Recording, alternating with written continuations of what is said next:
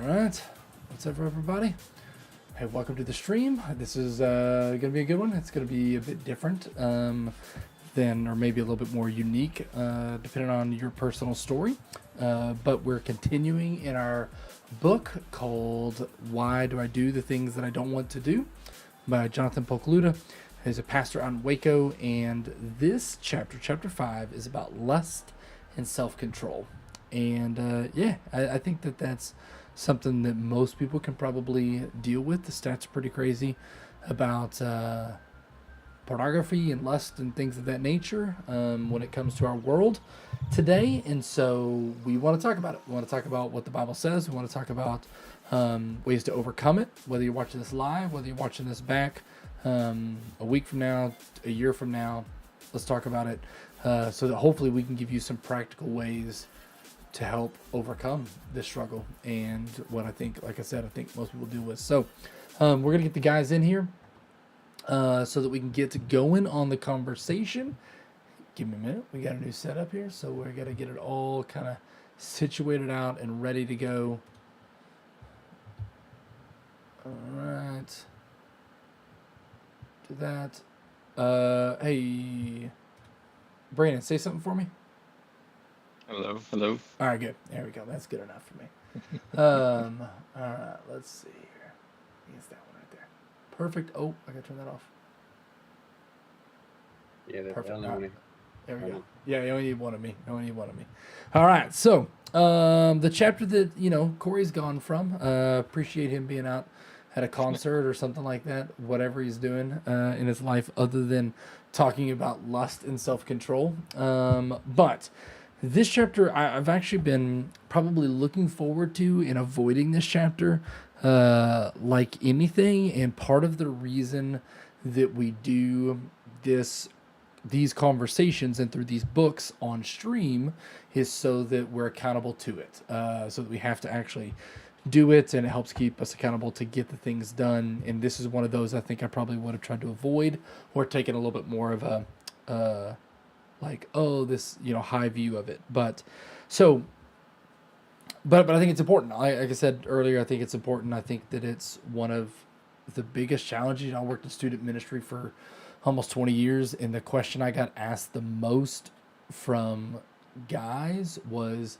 how do I deal with pornography? How do I deal with these hormones and these things when everything in the world around you is pointing to sex and is pointing to kind of feeding into that lust? How do I battle that? And so it's been something that's I think is close to my heart, and that I know that so many people struggle with it, not just guys either.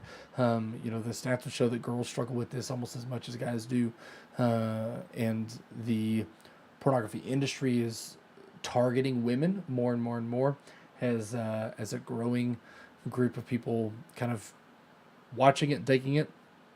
So it all comes into this chapter, which is lust and self-control. Again, if anybody happens to hop on the stream and you got questions or you got personal stories you want some advice on or you want to talk about, we will be happy to do that as much as you're comfortable.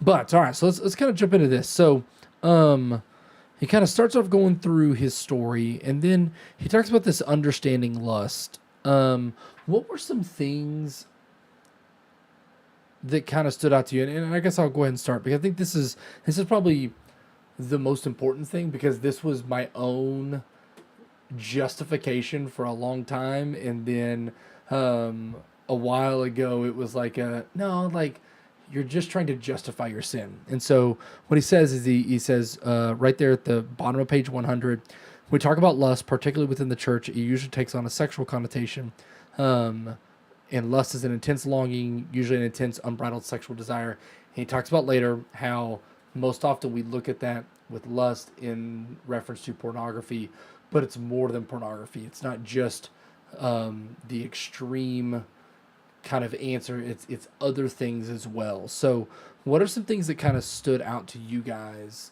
in kind of this section about understanding what lust is and kind of the root of it?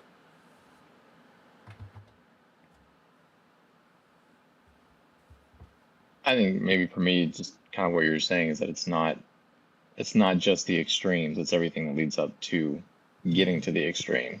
And then we have to be conscious of that and have safeguards or just the awareness of that fact. Yeah, just the same thing. Thoughts lead to actions eventually. Yep. So you gotta find ways to control those thoughts and have accountability. Yeah. What he talked about here in the middle of page 101, he says pornography is fantasizing or thinking explicitly about anyone you are not married to. And I think that's the kind of definition that I think we need to have, because that takes it beyond just, oh, well, pornography is going to Pornhub or whatever the website you want to go to and partaking in that level of an experience. That's not, he says, no. Yes, that is pornography, but it starts way before that.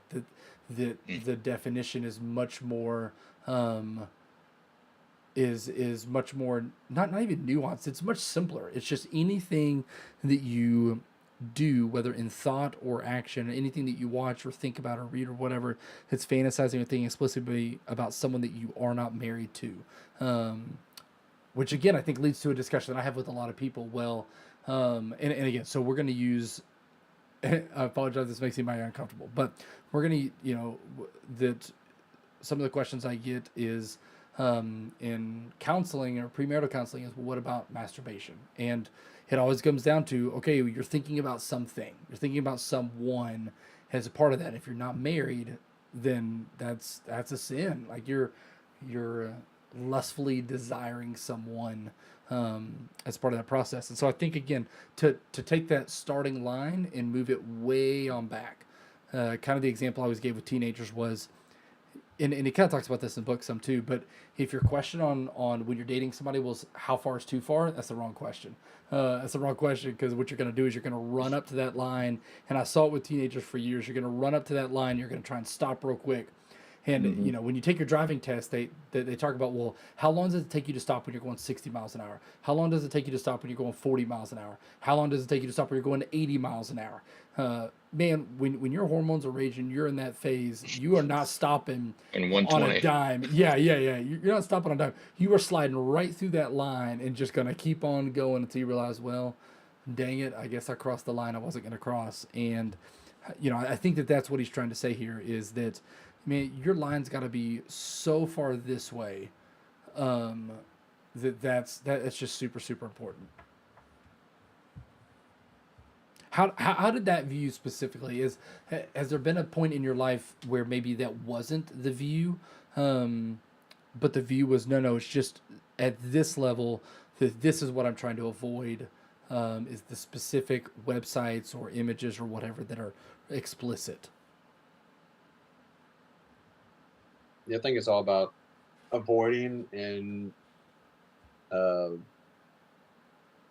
mental discipline. Because if you don't have mental discipline, or for me, if you don't have mental discipline and scripture in your brain, your hormones are going to win. Yeah, every time. Especially when in high school and college days. Yeah, every time.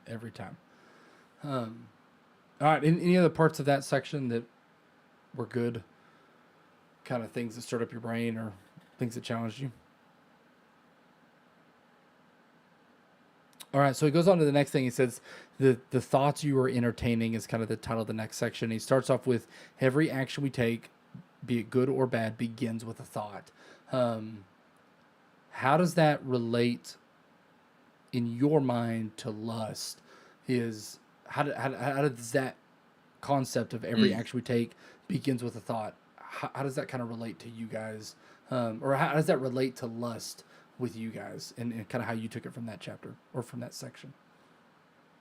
For me, the first part where he's quoting was it Ralph Waldo Emerson, 19th century poet, and he says the quote is that the ancestor of every action is a thought. And I just thought that was really, even taking that beyond just this conversation, but really in anything, whether that's anger or greed and some of the other things we've talked before, I think that's very accurate that Mm-hmm. it never just all of a sudden happens, and you just Right. Right. Yeah. you That's good. immediately get to that emotion. Yeah, Yeah. it's always there's always gonna be something, a leading cause to Uh that. huh. Mm-hmm. I think that's what you need to focus on. You know, 'cause what he talks about later, taking captive your thoughts and that kind of like putting up those barriers and awareness of it. Yeah, no, I think that's really, really good. Is you know, again, if we're gonna go to on the left side, that when you sit with a couple that is dealing with marital infidelity, right? That someone cheated on somebody, and that they're like, well, I don't know how this happened. Yeah, you do. Mm. Yeah, you do. And it wasn't like you just woke up one day and suddenly you were cheating on your wife or your husband. Like that's not Right. how that works. Is that it started?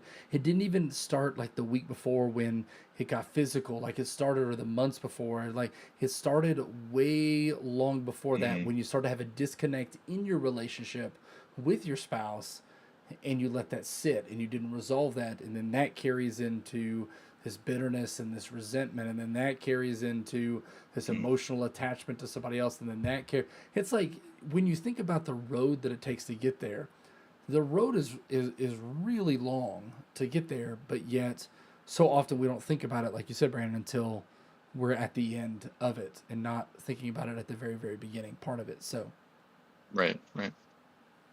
that's good. Eric, what do you think? No, when you talk about that, I can think about situations in past relationships where, I felt myself at risk of doing those things. I can think back and it's like, yeah, I was doing that. It was a Yeah, path. yeah. It's it's yeah, you gotta, like Brandon was saying, you gotta develop barriers. You gotta discipline your mind, and you gotta, you know, yeah. Well, he talks about in here to kind of go off of that. He talks about in here that right below that quote, he says, you know, when thoughts in our minds, we have two choices: we can entertain them, or we can take them captive, and those are the only two Mm-hmm. choices. If you entertain it, it leads to something else. Now, it may not always lead to that end, you know, kind of level of what you consider to be saying, like that extreme level, but by entertaining it, that what you're doing is you're just allowing it to sit there with the potential of getting worse and worse. And when you take it captive, that you're taking a step towards overcoming it and taking a step towards self-control. um, Yeah. I like the talking about that specifically. I like when he mentions that it's when you entertain those thoughts. One of the things he says is you're either going to leave frustrated or you're going to take something that doesn't belong to you, mm-hmm. and that is the reality of it. Yeah, Yeah. yeah. That's good. And again, how I think you see it in today's world, especially with social media. And you know, one of the things that blew me away, I got on Twitter not I don't know, several months ago, and suddenly there was like a naked dude on my feed, and I was like, what in the world? And it just was like, oh my goodness, I didn't realize that Twitter had changed their policy to where nudity was acceptable on Twitter. And you can go into your settings and take and like turn on stuff. But I had no dude. Like I clicked on one thing of like somebody, it was under some probably Call of Duty thing, and this person responded, and it's this guy with a profile picture naked. I was like, what in the world is this? And so it's just we live in a world that's surrounded by it. Instagram and Twitter and TikTok and I mean, you can find it anywhere. You can find it on Facebook. You can find it anywhere you want. You turn on we don't have cable in our home. And part of the reason we don't have cable, the primary reason we don't have cable is because of commercials. Because I can't control the Paradise Island or the Bachelor commercials of just things that I'm like, I don't want my kids dealing with this right now. They're 10, they're 5, and I think that it's that, you know, part of what he talks about is that we just are like, oh, it's no big deal, and we let it sit and we let it simmer, and next thing you know, we're scrolling through images, just kind of mindlessly. But in fact, that what we're doing is we're just playing with fire, and playing with fire is part of that. Which is again what he's talking about is you can either entertain the thoughts and let them kind of sit and just hope that they don't turn into something worse, or you can take them captive. So, yeah, okay. So it kind of goes on. What else kind of stood out to you guys in this section? um, yeah, in that same section on page 112, where it talks about layers. You know, if we feed those unhealthy thoughts, they're only going to grow more and more layered and more Mm. difficult. And that's so Mm-hmm. true with aspect in this chapter. Yeah. You know, looking, watching, thinking, all that stuff can be layered upon Yeah. itself, and it's when it can get too late if you don't take it captive, like it says. Yeah. No, I totally agree. I totally agree. Well, and again, it's like anything you do, but especially with that is that you sit back, after, um, you just reach this point where you feel like, oh man, like I just totally failed in the lust challenge of the day. I just totally dropped the ball on it, and then you look back and you're like, oh, you look back and you can see all the things that you did leading up to that to go, oh, I probably shouldn't have done that. Oh, I probably shouldn't have done that. And like you said, Eric, it's just that taken captive. Something that kind of, I guess, two of the things, but one specifically that he talked about was in the middle of page 103. He said that, a lot of times that when we're dealing with lust, we think about this as a one and done type thing. Oh, well, I dealt with this in college, but now I'm not. His example is, well, I was addicted to pornography, but now that I'm married and I'm a Christian, like it's not going to be a struggle anymore. And it's like I was dead wrong in that moment, and it's this idea that it's to get rid of this specific desire and struggle is a grind, is what he says in there. It takes time and it takes effort. Um, how have it may not be about this one specifically, but how do you see that either in your life or in people's lives around you with this kind of a struggle, that time and that effort? I mean, I think just a reminder that it's not a one and done. It's a grind. It takes a great deal of time and effort. It's something that you can't really ever let your guard down. You can't back off of the fight against that kind of the thoughts Mm-hmm. and the emotions and all of that, all the attack that you receive. That's good. You can't take a break. When you Yeah. take a break, that's when they'll attack. Yeah, that's good. You can never feel like you've overcome it, you know? Yeah, which is depressing in a way. Now that's the definition of an addiction, right? Is that you won't hear often alcoholics talk about, oh, well, I'm no longer an alcoholic. No, like there's a reality to that. I will always be partly there because Yeah. one fall and I'm right back into that, and it's a constant work and a constant celebration. We just had at church a girl who came up and told me she was so excited because she'd been sober for a year. Like they celebrate that at a year, at 2 years, at 5 years, at 10 years. Like those are big celebrations because it's hard to keep that going no matter how Mm. long it's been. It's that desire doesn't go away. And I think that with this specifically, with lust and pornography and again sexual desire in general, is as addicting, and he kind of talks about in this book, as anything that we experience.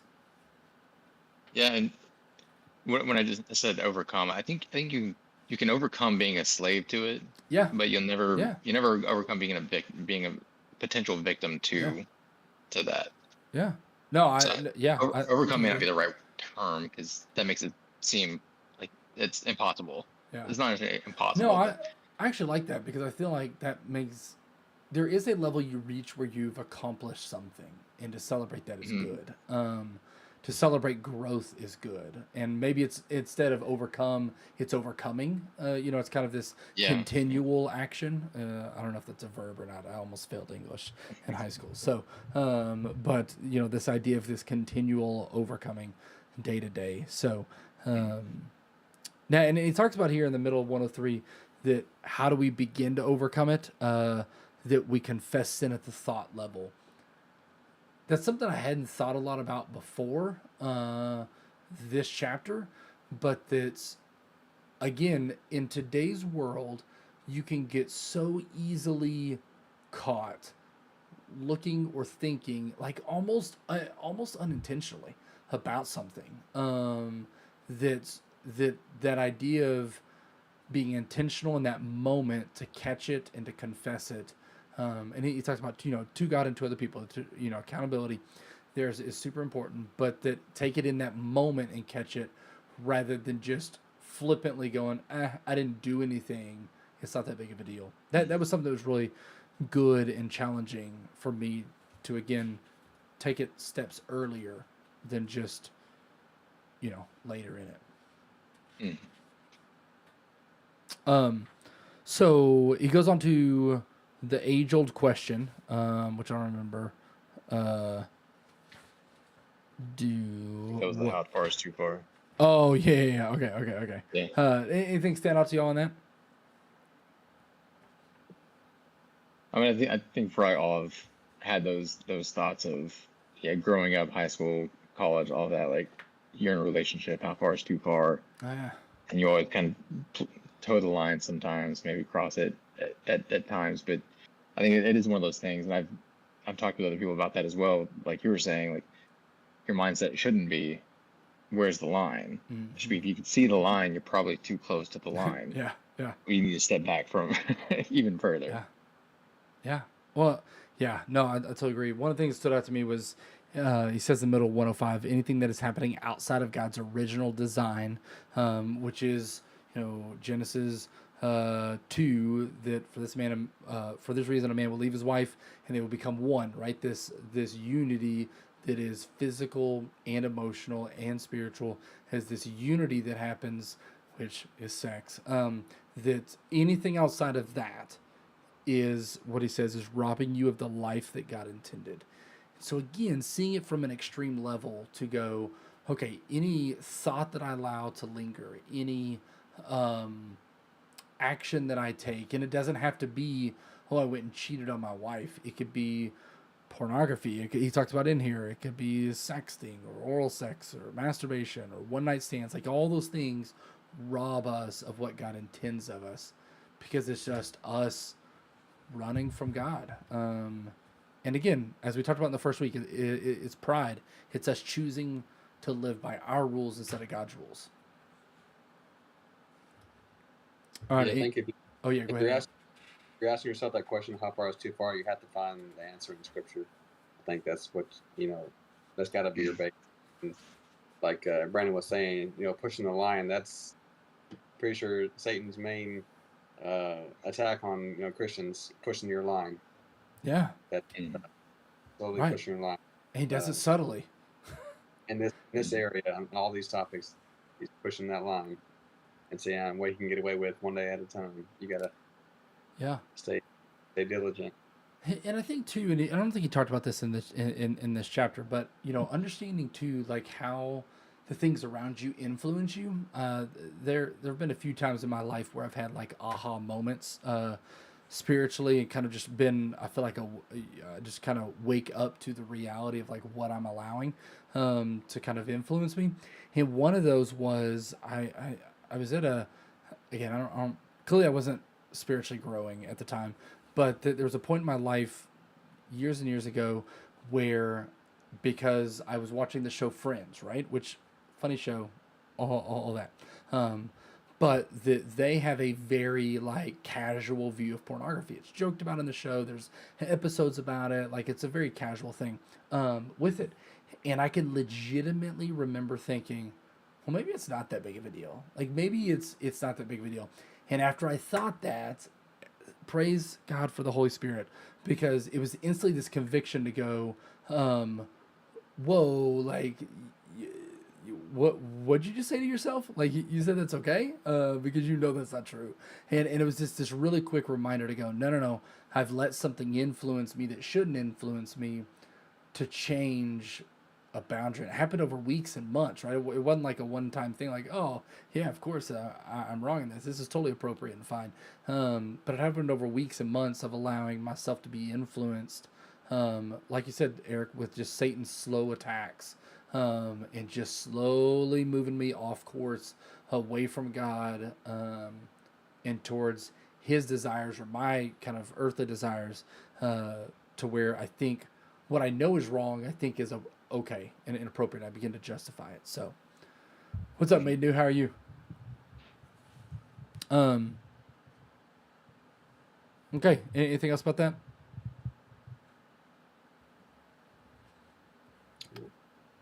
Mm. Okay. And one of the things I liked you said at the top of 106 is no one's ever committed a sin and gotten completely away with it. What I wrote next to it was there isn't a good enough level when it comes to lust and to sin, and I think that that's really important. Is to understand that, like you said, Brandon, earlier, that it's this constant overcoming. That the goal is to constantly become more like Christ, and to do that, we need to constantly be rooting out. Those desires and those struggles, and being aware that there are going to be bad Mm. days. And I think that's something that we don't talk about enough is there are going to be days where you fall. There are going to be days where you fail. There's going to be days where, man, you just lose the battle. Just straight up, you lose the battle. To not, the goal is to not be okay with it and just be like, well, sucks to suck. All right. I guess that's just who I am now. This is my new standard. No, right? The goal is to confess the sin and to go before God, to ask for repentance, to be grieved over that sin, but then to move on and to move on to the next day and to go, okay, God, I'm here in this. I got knocked down, but I got back up and I'm ready to keep fighting for you in my heart and in my life. So that was something that kind of stood out to me as part of that. Made, Yeah. we're talking about lust and self control tonight. So it's all part of this book that we're doing. Why do I do what I don't want to do? From Jonathan Pokluda, a pastor out in Waco, Texas. But tonight's chapter is lust and self control. So it's really good.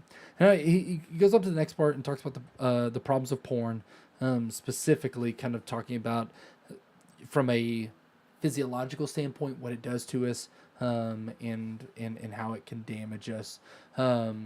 Yeah, they are difficult made, for sure. What? Okay, let me ask this: how have you guys seen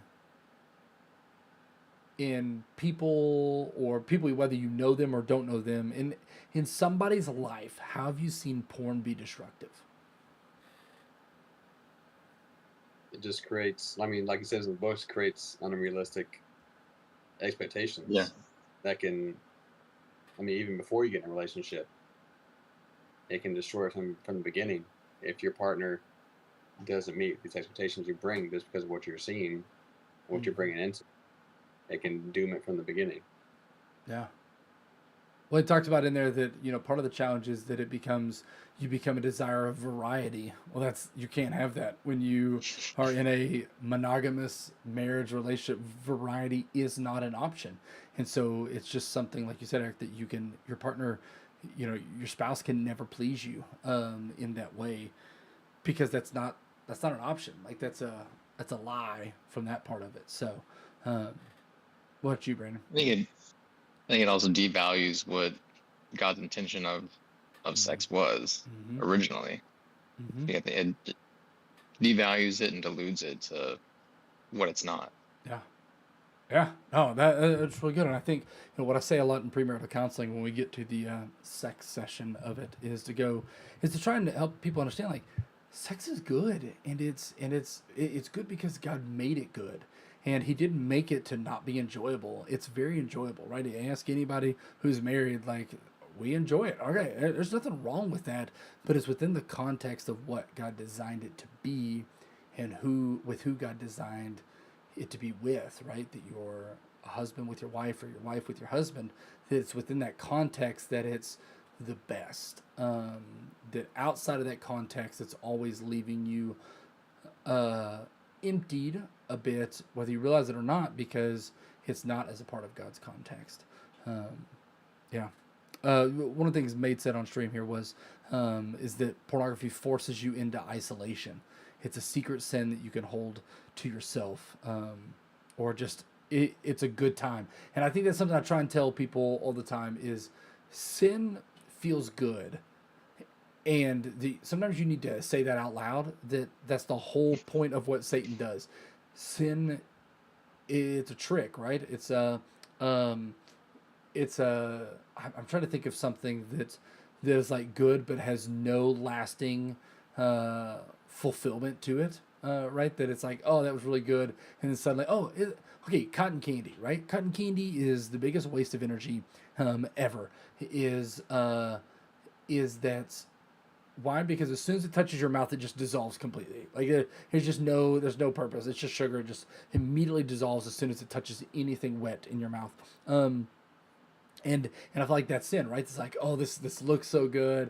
Okay, you get it to your mouth, like, oh, this is really good, and then suddenly you're like, well, that was it. That was like, all right, there's nothing that special about it, and you consume more and more and more to try and fill that up. But that, and again, I think with lust and with pornography and with sex and all that kind of stuff, that's part of Satan's trick is that sin is it does feel good. It is a thing, but it always leaves you empty and kind of void later on. So. And yes, mate, it is a good time with your wife, very much so. So, all right, and again, it goes back to that point of, at the most basic level, pornography is you fantasizing about anyone that you are not married to. So, understanding it's not just looking at, that website or whatever that Instagram feed or Twitter or whatever it is specifically anybody that you fantasizing about anyone that you are not married to. All right, what else stood out to you guys in this section? I think just thinking about it in the current like the current culture, especially in the Christian community, I find it difficult to understand how far we justify certain things. One example would be like Game of Thrones. That was hugely popular, but that was filled with sex all over it. Like every episode, I think, had nudity and all that kind of stuff in it. But I knew so many of my Christian friends that watched that whole series front to back, and I just, today's culture has gotten so blind to those little things that we're talking about, where it's the thoughts, that's still lust, that's still not something that we're supposed to be partaking of. But it's got so normalized, I think. Yeah. Well, and I think on one side it's got normalized because it's hard to avoid. Yeah. You can't. I'll be careful where I go with this. You can't drive to the grocery store without seeing somebody running in less clothes, guy or girl, that draws your eyes to them. You can't turn on the TV without seeing somebody half naked or making out or doing whatever, right? That you can't go to a high school dance without seeing people basically having sex with clothes on at it. Like it's just it's everywhere, and it's all the time. And he talks about it in here on the page, top page 109. He says your thoughts pursue the images, and the images push you towards an action. This creates more thoughts, which pushes you towards more action. It's just this cycle of understanding that what you put in your brain and in front of you does have an impact on you. And while yes, we can't avoid some of it, there are things that we can make intentional decisions about, which I think would be good. What else, Eric? Anything stand out to you here? No, I just agree with y'all's points. And also on 109 where it says we operate out of selfishness, about it, lust and desiring things that are not yours, and pornography and all that stuff. That's selfishness. That's satisfaction for yourself, and it's only hurting your spouse. If you're married, or your future partner. Yeah, no, that's really good. Well, and it's and May talked about in here that on stream that the dopamine rush is not worth it, and that he talks about that what's he called it? I never heard this before. I guess I have to go look this up. But he talks about how that some secular psychiatrists call it sex glue, and it's the reality that during sex your brain bonds with your five senses to your surroundings, and it creates this pathway in your brain, and it rewires itself to be addicted to that feeling. And so that pornography is just creating in you more and more of a desire to feed itself, which is why I think that slope is so slippery, because once you begin to experience it and look at it and watch it, and again, the masturbation and all that kind of part of it, right? That when you start sliding down that slope, it's just the slope, it just draws you in more and more and more, and it's really hard to battle that. But when it says whatever we feed grows, which is exactly what you're saying. The more you feed it, the more it's going to grow roots into your in your thought process. Yeah. Yeah, and Maid said in here that, why do we tend to desire these things? I think that, I think that it's the brokenness, right? That's our human nature, that sinful nature of who we are that desires this. And the reality is that God made us passionate people. Song of Solomon is an extremely passionate book of the Bible, and can be explicit when you kind of get into it a little bit with it, and that those passions, when channeled to the right thing, are really good. What I would tell. I'm trying to think through everything that I say before I say it, since I am on a stream and all this kind of stuff. But that, what I tell people in premarital counseling is that I've learned over 15 years of marriage how to channel that passion better and more appropriately for my wife, and how to communicate that so that our love life is better 15 years in than it was when we were 20. And that's a good thing. And I want that. And I want that for the couples, which is why in premarital counseling, I go through it and we talk about why and some challenges to it and this and that. But that some of it is that we desire those things, but when we channel it the right way, when we channel it the right direction, that it is, man, that there's not a feeling quite like that. That when it's, again, when it's in the context of marriage with your wife or with your husband, and in God's design, there's just this fulfillment as a part of that can't happen outside of that in any way. But yeah, I think we desire it because it's part of just who we are as humans, and hormonal, whether you're 15 or 55. We're people that are driven by passion, and one of the greatest passions I think created in us is this desire for someone that we love, so somebody physically. So okay, so he goes on to, you're carrying around what's killing you, and this is I'll just ask one question on this, but the context is that you're carrying around what's killing you, and that if you're really struggling with pornography, why are you carrying your phone in your pocket? Like, it's literally your gateway to that sin.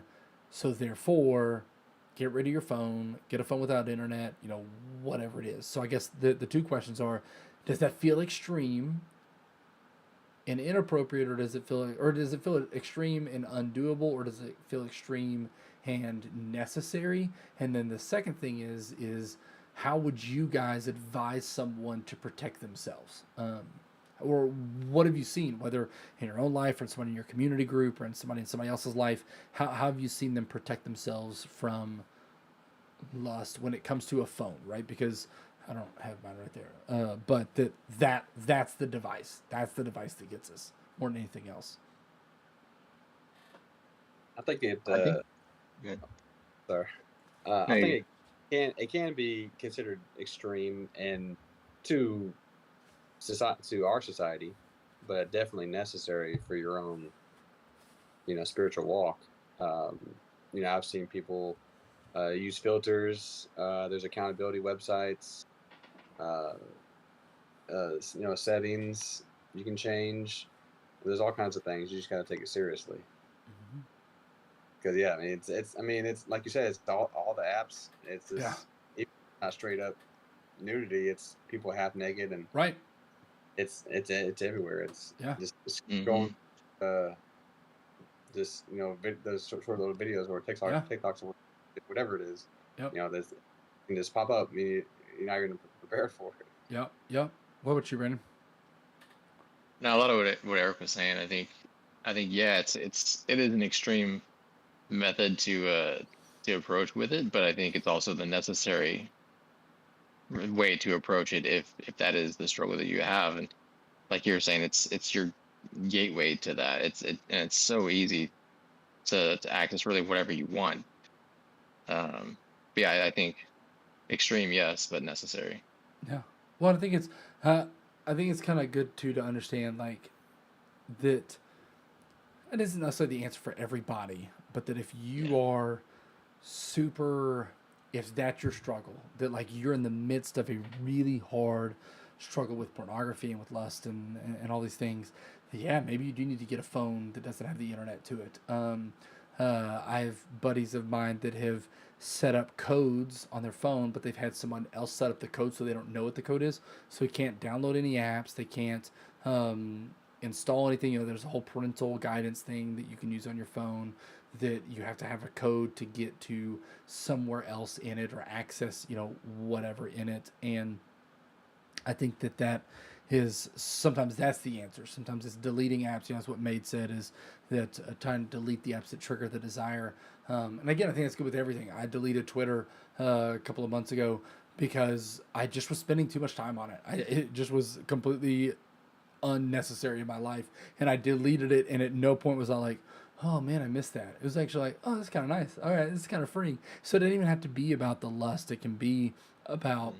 you know, anything that is pulling our attention away from God. That's as much as we love our phones because we are connected to the world and we have all this information, and we have everything kind of at our fingertips. The danger is that it can absolutely control your life. You know, the kind of the carryover or the opposite of this desire for lust is this um, is supposed to be this intentionality for self control, which we get to here in just a second. But yeah, I think there's lots of things. You know, Covenant Eyes is really good. We use the Bark app at home. You know, I've got on my phone set up where it limits adult websites, so it won't let you access anything that's inappropriate. Now it flags like ESPN and stuff all the time, but the thing that I like about it is that it's like a 3 or 4 step process to get past that that kind of firewall filter kind of thing. And what I think often that you know that I've seen work well is the more barriers you can put in place, the Mhm. more barriers you have to like plow through to get to that thing that you're desiring, the more likely it is to go, wait, am I really being stupid? Right? It's like I really shouldn't be doing this, and you get a chance to like calm down. But when that desire's rising and growing, like if you don't have barriers and filters and kind of safeguards set up around you, then there's no way you're gonna stop before you get there. The goal is to have things set up around you to help protect you. All right, so then we get into self control, and he kind of talks about self control for the rest of the chapter. What kind of stood out with you guys in the self control part of this?